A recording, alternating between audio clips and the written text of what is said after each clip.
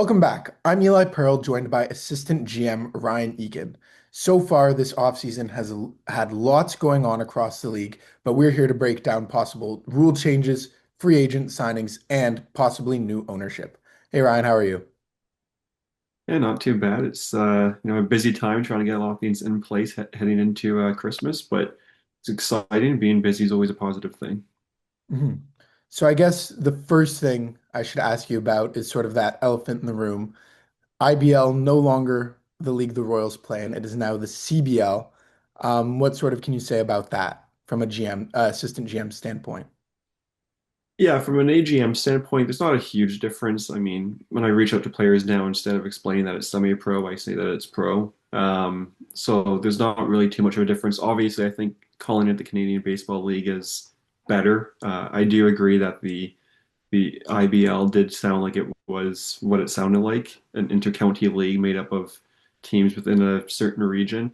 But that's not really the case with the Canadian Baseball League when it's a team as far north as Barrie and then as far south as Chatham. So I like the name change. I do like the idea of being able to um, track who's being paid and what guys are being paid. And yeah, there's a lot of positives. This idea of having a pitch clock. I know you don't have to be pro to install a pitch clock, but that's another thing that they're planning. I've been on the last three or four league meetings, and I am impressed by what they're trying to do and what they are doing. I don't think it's going to be a different league the way people make it out to be. I don't just people saying, "Oh, the league's dead and it's not going to last," but I would argue for certain reasons that it's actually a way to control spending rather than it's just being a free for all. So I don't see the league dying because of this. I don't.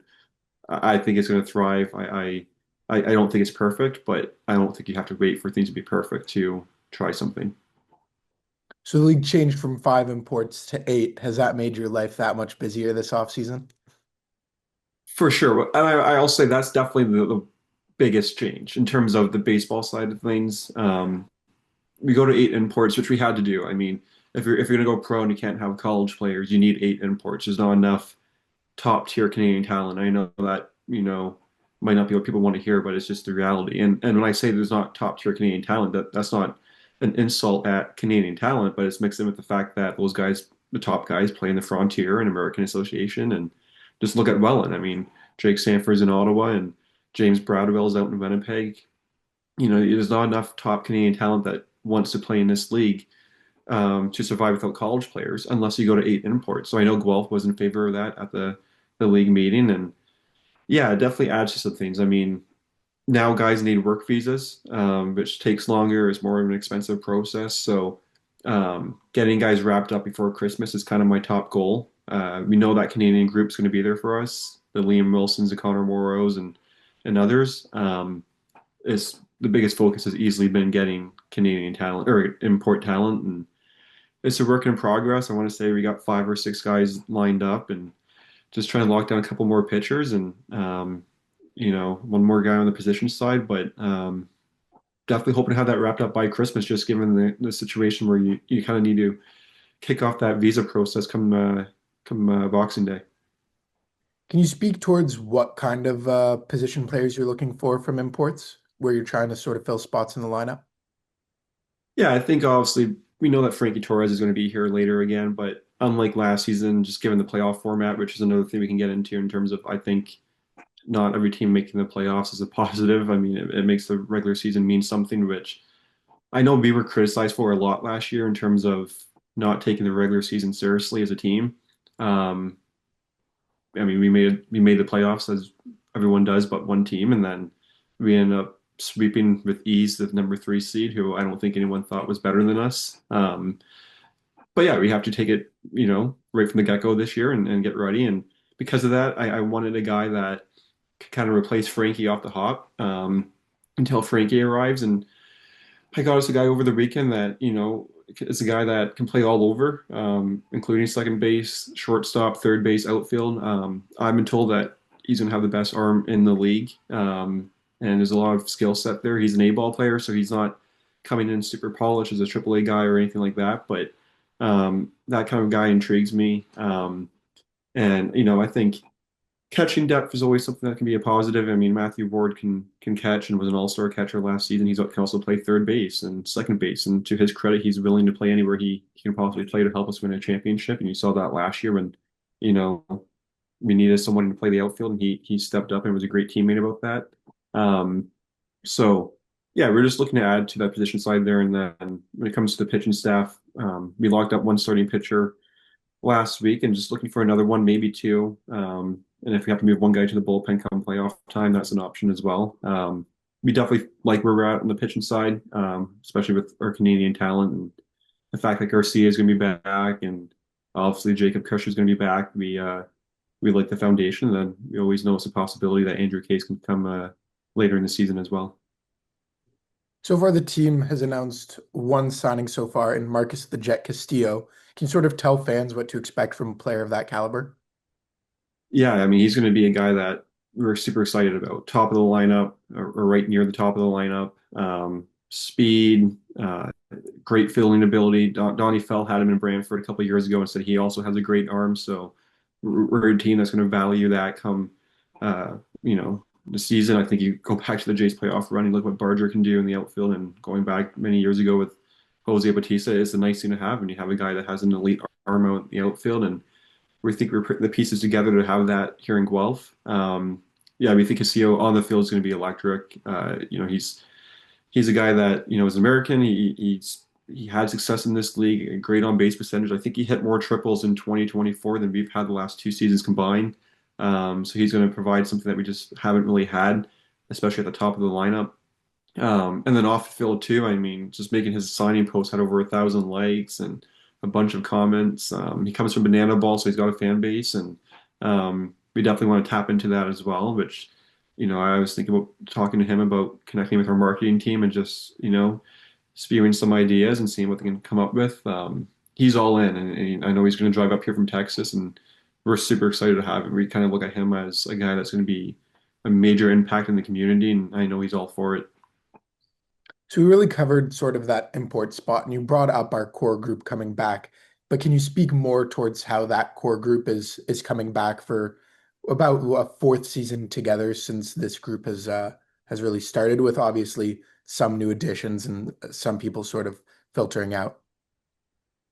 Yeah, I mean, I've talked to Liam Wilson over the weekend, and I hopefully will talk to Connor today, and I know those guys are gonna be back, and I expect Tack to be back. I haven't had the chance to talk to Tack yet, but I'd be shocked just based on I know Dino talking to him. I talked to Matthew Ward; he's gonna be back.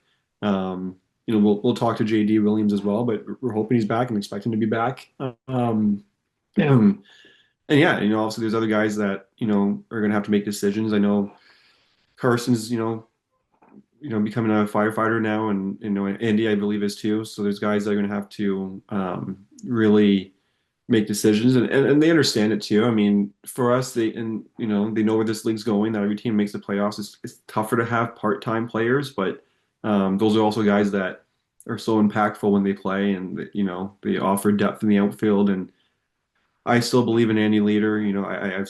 I saw him be too much of a great baseball player in this league for too long time to write him off, especially if he can stay committed to it, and he's going to have to balance. Um, so yeah, I really like where we're at on the position side in terms of Canadians coming back, and yeah, especially on the pitching side. I mean, we expect Brandon Deans to be back. We'll see what kind of college season Nelson Mercado has, but we hope and expect he'll be back.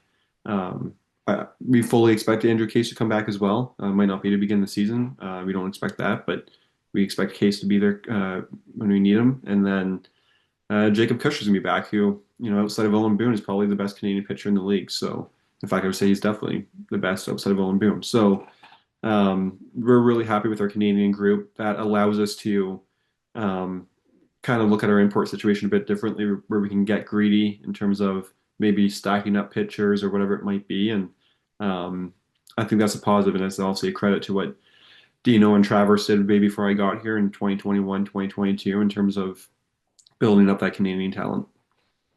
Last year, we saw a variety of different starting pitchers, including Deans and Garcia, who are both respectively mostly bullpen guys, or in the ways we saw them on fans saw them as bullpen guys or even just simply closers. Can you speak towards with more games now coming in this new season? I believe it's 56 now. 48. 48. Oh, only 48. Are you guys looking to sign more starting pitching or sort of continue to filter bullpen guys in when needed? Yeah, I think obviously there's gonna be rain outs that mess with the schedule, and one of the things I like is, and I even kind of threw it in just the document that we have in terms of our depth chart as an organization. We look at the bullpen guys, and I put in brackets of bullpen guys who can start for us, and that includes the two guys you mentioned with Garcia and Deans, and you even saw Nelson start games as well for us last year. I think he had a start against Brantford, and I know he's mostly, a bullpen guy at this point, but he's got experience, stretching himself out. Um, so yeah, we really like what our bullpen can do from that perspective, the diversity of it, and the fact that we got a lot of guys who can give us length. I also do think Garcia's best in the bullpen. I think he's a lights out closer, but he also started and went 6 innings last year against Welland with their season on the line and allowed what was it, 1 run. So he's obviously a guy who can definitely start. I do think he's best out of the bullpen though, and we kind of want to plan for that. And I think the way teams should approach this season is having four starting pitchers. And we got Kush, we got another guy who we just signed, a lefty, last week, who's a friend of Garcia. Um, and then we're looking for two more starting pitchers, at least one more, and then we can kind of look at the bullpen and be like, okay, is this an Eddie start? Is this a Dean start or another import? Um, so that's kind of how we look at it. We think having four starting pitchers is going to be a necessity, just given you be playing home games on Tuesday and Saturdays, and probably two away games on Thursday, Friday, Sunday. Mhm. So can you speak a bit about the trade market around the league so far? Are players being shopped around or is it pretty stagnant as of now? Yeah, I don't think it's anything to write home about.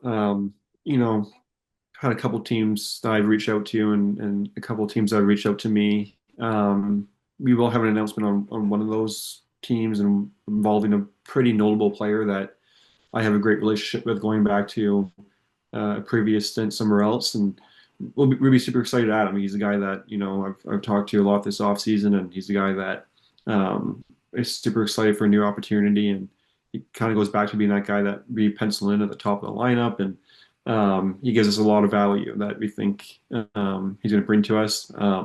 He's a guy I've wanted for a long time.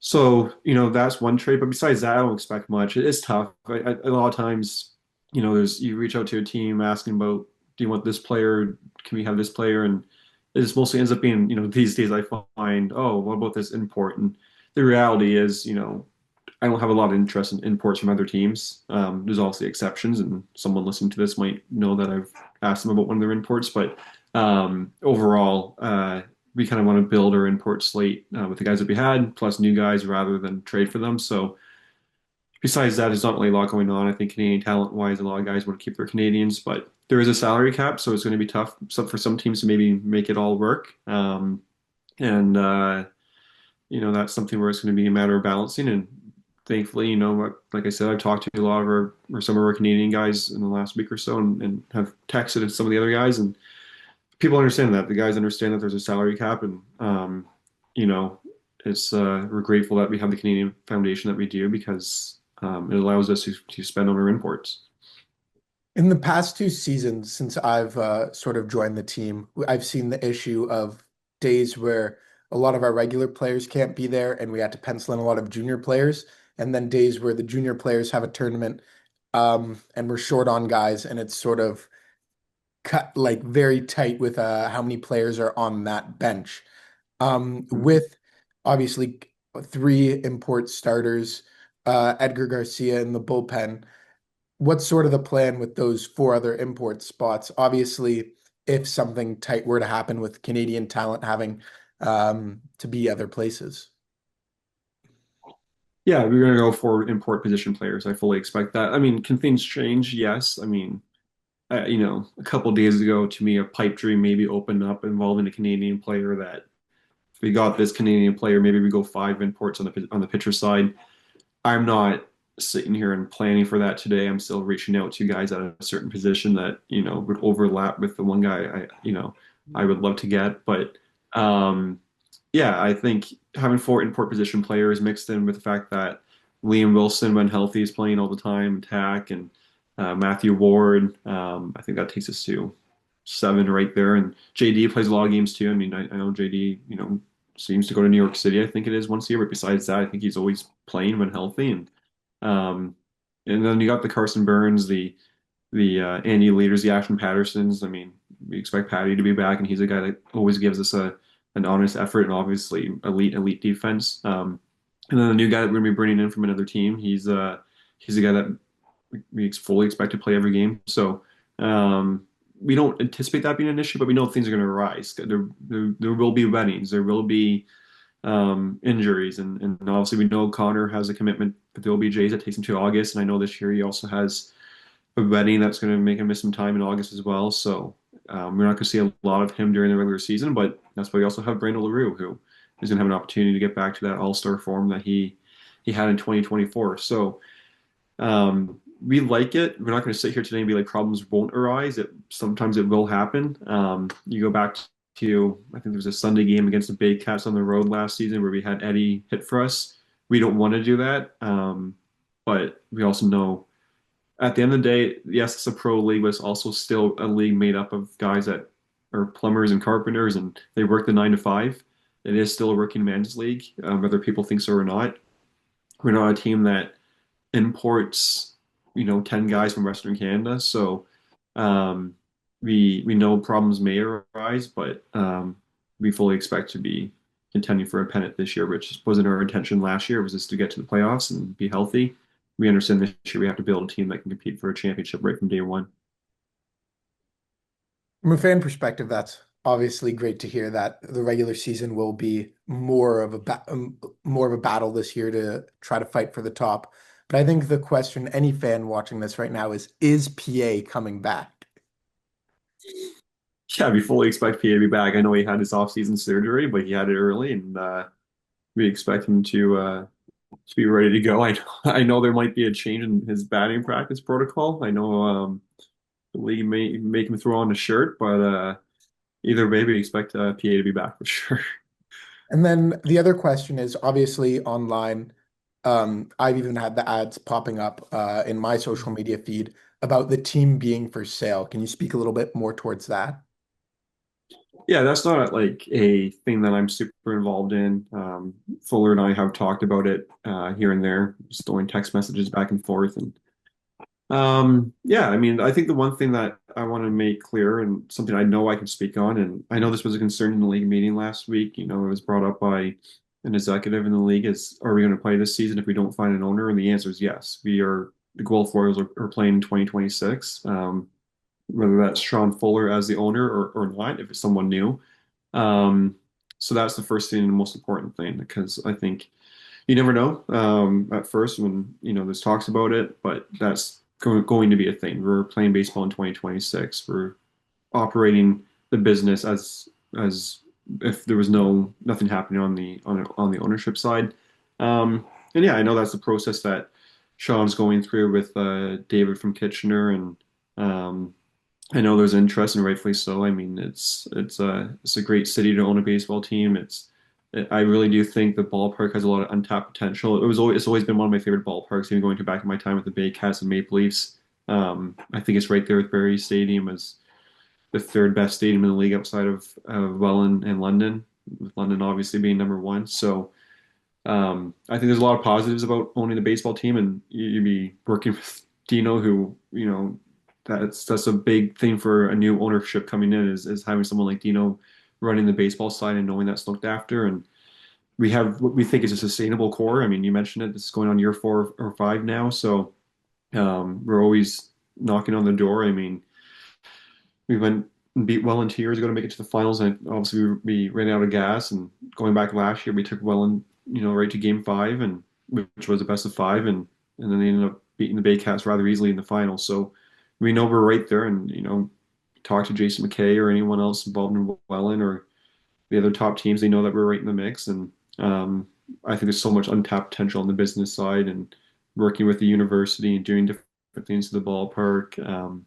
And I think it'd be a great opportunity, but I think the most important thing for fans to know is what I said off the top here, and that is we're definitely playing baseball in 2026. Well, thank you, Ryan. Yeah, absolutely. Thanks for having me, Eli. Really appreciate it. All right. All right, that Cool. concludes our little almost New Year's chat. Fans can expect to hear from us hopefully in the New Year's once more player signings are announced.